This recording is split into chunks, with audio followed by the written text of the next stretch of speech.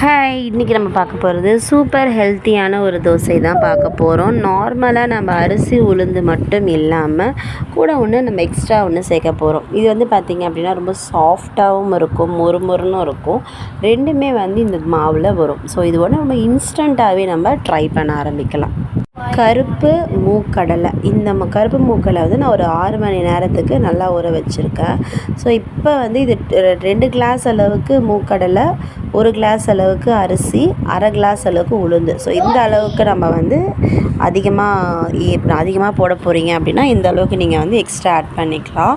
இப்போ இது கூடவே வந்து நம்ம என்னென்ன ஆட் பண்ண போகிறோம் அப்படின்னு பார்த்தீங்க அப்படின்னா, கருவேப்பிலை, பச்சை மிளகாய், சோம்பு, அதுக்கப்புறம் இஞ்சி, இது மட்டும் தான் நம்ம ஆட் பண்ண போகிறோம். ஸோ இது எல்லாத்தையுமே வந்து போட்டு நல்லா அரைச்சிக்கோங்க, நல்லா பேஸ்ட்டாக அரைச்சிக்கோங்க. கொஞ்சம் கூட குறை இல்லாமல் நல்லா சாஃப்டாக நம்ம தோசை மாவு பதத்துக்கு அரைச்சிங்க அப்படின்னா தான் உங்களுக்கு வந்து மாவு வந்து சூப்பராக வரும், தோசை வந்து சூப்பராக வரும்.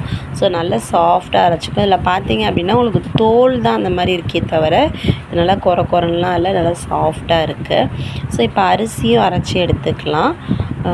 இதில் இஞ்சியும் பச்சை மிளகாவும் நம்ம காரத்துக்கு ஏற்ற அளவுக்கு போட்டுக்கோங்க. ஏன் அப்படின்னு பார்த்தீங்கன்னா, காரம் அதிகமாக இருந்ததுன்னா நம்ம சட்னி தொட்டு சாப்பிடுவோம். ஸோ அதனால் அது மேட்ச் ஆகிற அளவுக்கு போட்டுக்கோங்க. இதை இன்ஸ்டண்ட்டாகவே நம்ம வந்து ஊற்ற ஆரம்பிக்கலாம். அப்படி இல்லைன்னா ஒரு 1/2 hour ஆகுது ஊற வச்சு மிக்ஸ் பண்ணி ஊற வச்சுருங்க, அதாவது தள்ளி வச்சுருங்க.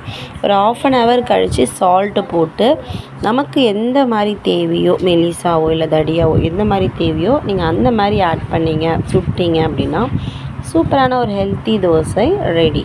நான் வந்து ஒரு 1/2 hour கழித்து இதை நான் வந்து ஊற்ற ஆரம்பிச்சிருக்கேன். ஸோ நல்லா மிக்ஸ் பண்ணிவிட்டு இப்போ நல்லா வந்து ஒரு 1/2 hour ஆனதுக்கப்புறம் தோசைக்கல் வச்சு நல்லா சுட்டு இருக்கணும் தோசைக்கல். அதுக்கப்புறமா வந்து நீங்கள் எந்த ஷேப் வேணும், எந்த அளவுக்கு வேணுமோ அந்த அளவுக்கு நீங்கள் தோசையை ஊற்றி லைட்டாக எண்ணெய் ஊற்றி எடுத்தீங்க அப்படின்னா சூப்பரான ஒரு தோசை ரெடி.